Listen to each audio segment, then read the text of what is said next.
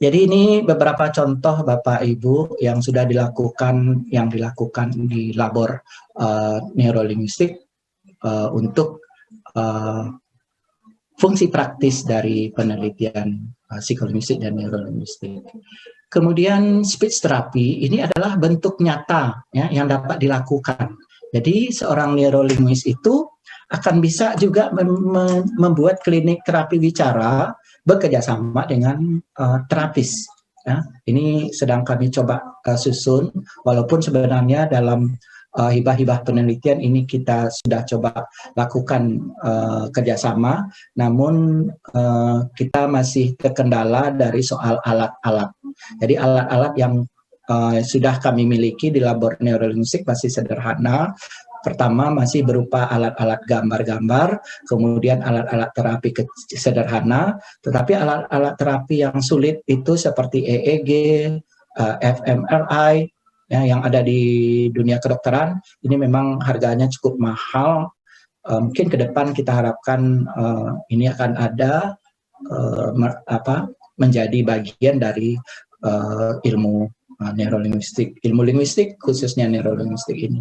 Jadi hilirisasi dari penelitian ini dalam bentuk terapi bicara telah kami coba susun melalui skema ini. Skema ini juga mengacu kepada apa yang sudah dilakukan oleh HEADS tahun 2001, lalu kita sempurnakan dalam bentuk gambar-gambar yang lebih komplit untuk mengidentifikasi tipe-tipe gangguan yang terjadi baik secara fonologi, morfologi, dan sintaksis.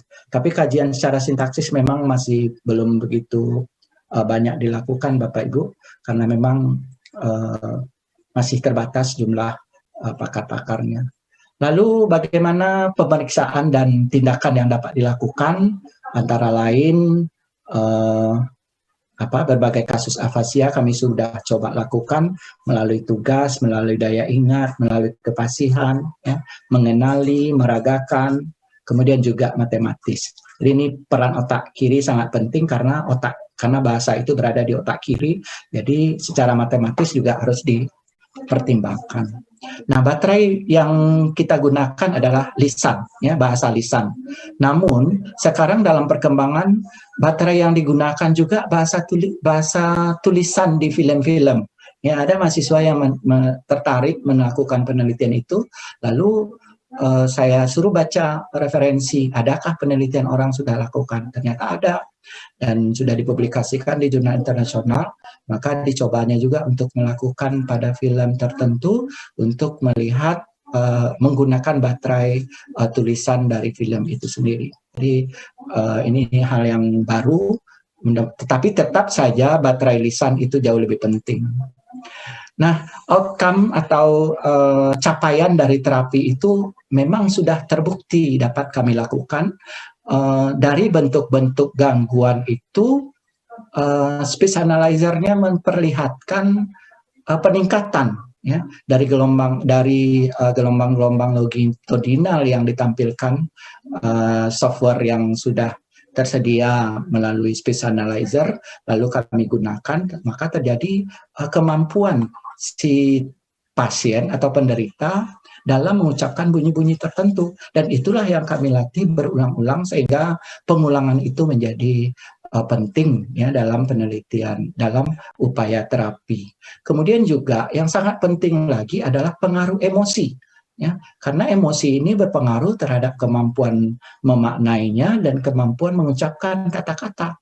Jadi seorang penderita yang emosinya tidak stabil, ini perlu dibenahi dulu. Nah, ini jadi seorang neurolinguis yang melakukan penelitian atau mahasiswa yang tertarik dengan penelitian neurolinguistik juga harus membaca psikologi pasien, juga harus membaca emosi pasien, lingkungan pasien, sehingga penelitian neurolinguistik itu kan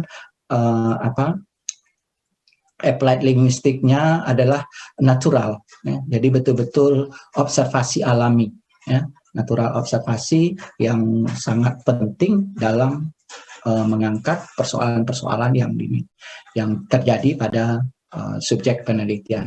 Kemudian indeks capaian itu pasti akan ditemukan melalui grafik. Kita dalam penelitian neurolinguistik itu harus menampilkan secara statistik, karena ada secara teori disebutkan bahwa penelitian neurolinguistik itu adalah pengaplikasian data-data statistik. Jadi penghitungan tidak saja secara kualitatif, tapi secara kuantitatif harus ditampilkan. Ya, sosiolinguistik juga demikian sebenarnya. Jadi dapat diukur skalanya itu yang normal misalnya 17 desibel sampai 22, itu yang harus kita upayakan untuk mencapai, baik itu leksikalnya, fonologinya, semantiknya, sehingga ini menjadi sebuah outcome, ya, capaian dari hasil penelitian itu.